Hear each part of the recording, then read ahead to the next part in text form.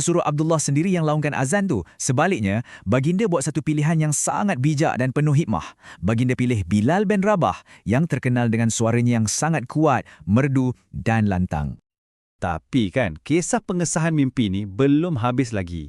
Ada satu lagi bahagian yang sangat penting. Cuba tengok nombor ni. 2. Kenapa 2? Apa pentingnya nombor ni? Sebab inilah dia pengesahan dari Tuhan. Tak lama lepas tu, datang seorang lagi sahabat agung, Saidina Umar Al-Khattab, jumpa Nabi. Dan dia cakap, "Demi Tuhan, aku pun bermimpi lafaz yang sama macam yang Bilal tengah laungkan tu." Bayangkan, mimpi yang sama dilihat oleh 2 orang sahabat. Ini bukti yang sangat jelas. Azan ni bukan ciptaan manusia, tapi wahyu dari Allah. Dan pada hari itulah, sejarah tercipta.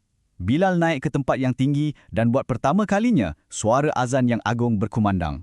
Penduduk Madinah yang dengar semua terdiam. Terkejut, mereka tak pernah dengar seruan macam tu.